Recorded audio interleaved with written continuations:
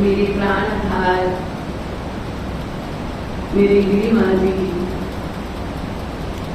और आए हुए कितनी महान विभूतियाँ गिरी माँ, इनके चरणों में मेरा कोटिशाह वंदन। देखो, छोटा हूँ, बड़ी बात, मेरे अंदर कुछ ज्ञान नहीं है, पर माता जी उत्साह करते थे और आगे दीदी माँ भी कहते हैं कुछ बोलो।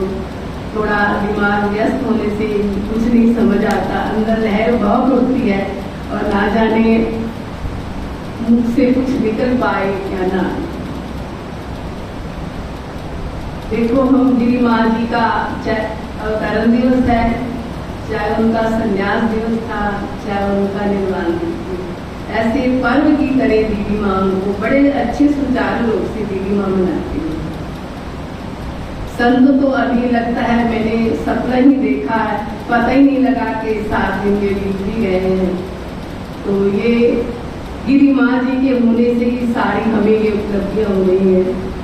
तो बड़े सुंदर सुचारू रूप से कई दिन से प्रोग्राम चलता है, जिसमें श्री रामनाम जी का जप जो माँ जी को बहुत प्रिय था और श्री रामचरितमानस का पाठ हुआ। वो एक अनोखा ग्रंथ जो श्री शांकर भाष्य, जिसे हम अपना प्राण ही समझते हैं, वो हमारे शरीर का एक अंग बन चुका है, जिसे हम कहीं भी जाएं और कभी भी उसको गुनगुनाते रहते हैं। और मैं तो शायद कुछ एक अक्षर भी नहीं जानती थी और माता जी की कृपा से ही कुछ पढ़ना आया। और जब शांकर भाष्य का दीदी माँ अर्थ करवाते हैं तो ऐसे लगता है कि समाधि ही लग गई है। और मैं क्या कहूँ, देखो आजकल चारों धाम की यात्रा चल रही है, उसको जाने में शरीर से कष्ट भी होता है और अर्थ की भी हमारा लगता है, परंतु आज हमारे चारों धाम यही पधारे हैं, जिनका दर्शन करके मेरा मन गदगद हो रहा है। तो क्या कहूँ, कहते जब किसान फसल होता है उसकी साल में 2 बार फसल होती है, एक होती 6 महीने की, एक होती सालाना फसल।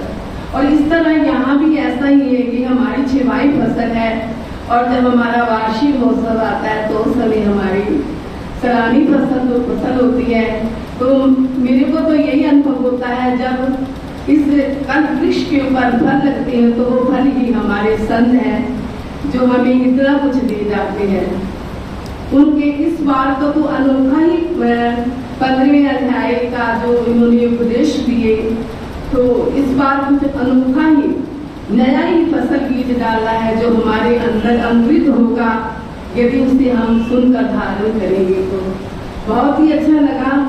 तो देखो एक चाहे स्वामी विष्णु महाराज जी थे, मैं नाम नहीं लेना चाहती हूँ, चारों महाराज ने हमारे लिए इतना अंदर गहराई से गोता लगाता, कैसे पहले वो पहले आप उतरते हैं और दूसरों के लिए प्रार्थना करते हैं।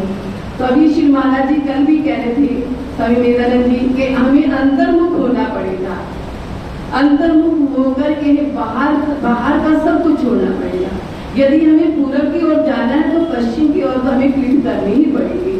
तो ये हमारा अंतर्मुख होना यही है कि उनके उपदेश जो उनकी वाणी से निकले हैं हमारे अंदर भी घर कर जाए।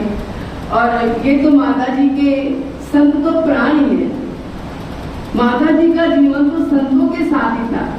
मैंने माता जी के साथ बहुत समय बिताया। कोई वस्तु आश्रम में आने से पहले माता जी कहते थे ये उनकी। माता जी ने आश्रम में रहकर उस धारा को संभाला है, पर अपनी किसी वस्तु पर मोहर नहीं लगाई, असंगता से माता जी रहे।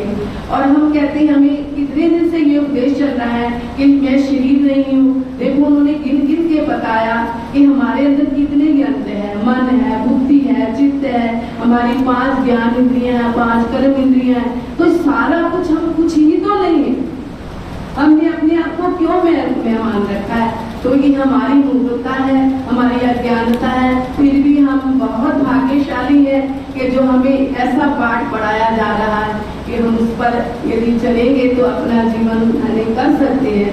ऐसा नहीं कि हम इतने जड़ हैं।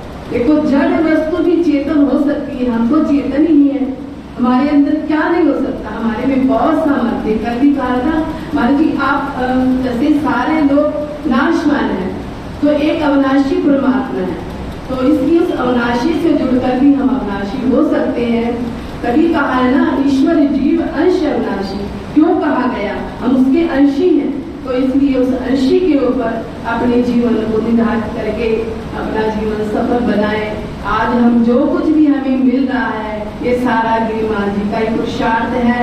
देखो, हमें शास्त्र कृपा हो गई, ईश्वर कृपा हो गई, गुरु कृपा हो गई, हमारी अपनी कृपा बड़ी जरूरी है। हमारा अपना प्रयत्न जरूरी होना चाहिए कि हमें मोक्ष के अधिकारी। देखो, अभी कहते हैं इस ग्रंथ का कौन की विषय क्या है, अधिकारी कौन है, योग्यता इसमें क्या, अधिकारी कौन है, तो इसका संबंध क्या है? तो ये तो हमें बोध कराया जा रहा है शास्त्र पढ़ने का, तो ये हम अपने को धन्य क्यों ना माने। हमें आकर ये महापुरुष इतना सुंदर उपदेश देते हैं कि जिसको हम अपने धारण करके जीवन को धन्य बना सकते हैं।